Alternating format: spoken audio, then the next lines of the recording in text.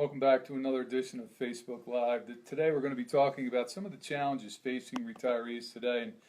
And let's face it, the stock market's kind of a Dr. Jekyll, Mr. Hyde type thing. The Trump honeymoon seems to be continuing as of last week. All major stock market indexes did hit new all-time highs. That hasn't happened since 1999.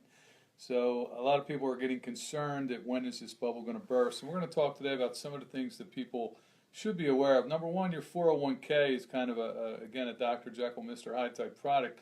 A lot of people fall for the pre-tax investing sales pitch, and I agree. It is a viable alternative to put money away pre-tax. It lowers your taxable income today. Your money will grow tax deferred, and ultimately you should automatically be putting in up to the company match. I mean, you don't want to miss out on that free money. But the bottom line is when you take the money out, it is going to be subject to taxes. And a lot of people feel they'll be in a lower tax bracket in retirement.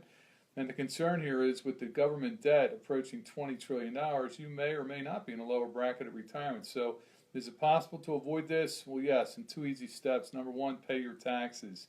Pay it now. Two, put the funds either if you have access to a Roth IRA or Roth 401k through your employer, because then all the money is going to be coming out tax-free.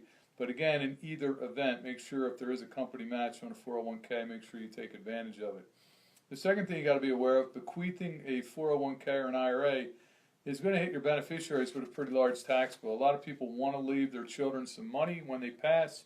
If you're leaving money out of an IRA account and they want to have access to it, they're going to be subject to ordinary income tax on all the money that comes out. They could set up what's known as an inherited or a stretch IRA and spread the taxation of those assets over their life expectancy. But if they want money in a lump sum, they're going to have to pay the tax. So few people realize the implications of this, and there are some alternatives. Number one, a lot of people today, if they don't need the required minimum distributions at 70.5, one of the things they could choose to do is take the RMD and fund a life insurance policy. Now you're kind of having your cake and eating it too. They'll get the IRA proceeds when you die, but they'll also have a big lump sum tax-free available to them upon your death. Third thing I want to touch on is muni bonds. We're getting some talk today about muni bonds, and the only thing I could say about muni bonds, don't put them in a tax-deferred account. You kind of defeat the purpose. You want to have muni bonds in an after-tax account if you're going to hold them at all. So again, you may sacrifice yield and still pay tax, but it's okay to have municipal bonds. Just don't put them inside of a qualified plan.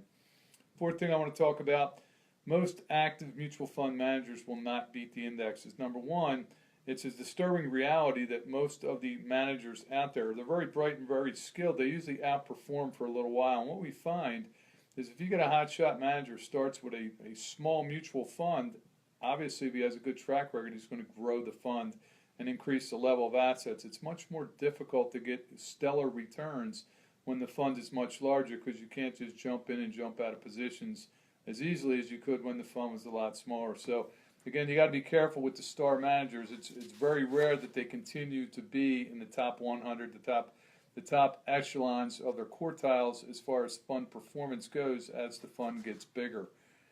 The other reason that you want to be careful about actively managed mutual funds, you're usually paying higher fees. There's a management fee involved, and Morningstar paper from June of 14 says the average fund charges 1.25%.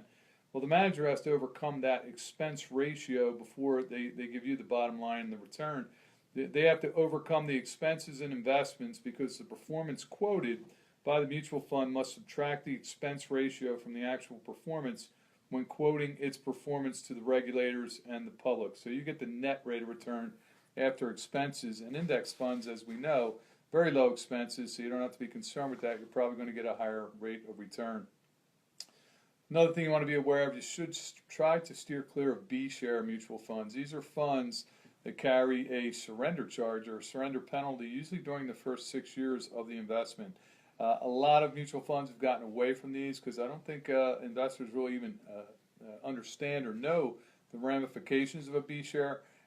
Typically goes down on a sliding scale from 6% to 0%, goes down 1% a year. I can't really find a good reason to own a B-share mutual fund. And the last thing I want to leave you with today, be very careful about investing non-qualified money into funds at this time of year. This is the time of year, the fourth quarter, where a lot of these funds will will come out with capital gains distribution. So you might buy a fund prior to the capital gain distribution and find yourself with no more money but a big tax bill to bite to boot if you get in at the wrong time. They're usually done in December of the year, so be careful if you're going to be investing money in a non-qualified mutual fund. Wait till after the capital gain is paid before you do that. Otherwise, you're going to have a tax bill come April. So again, these are just a few of the things we try to counsel people about as far as retirement headaches or retirement mistakes that you got to be aware of. And we'll have more for you next week on another edition of Facebook Live.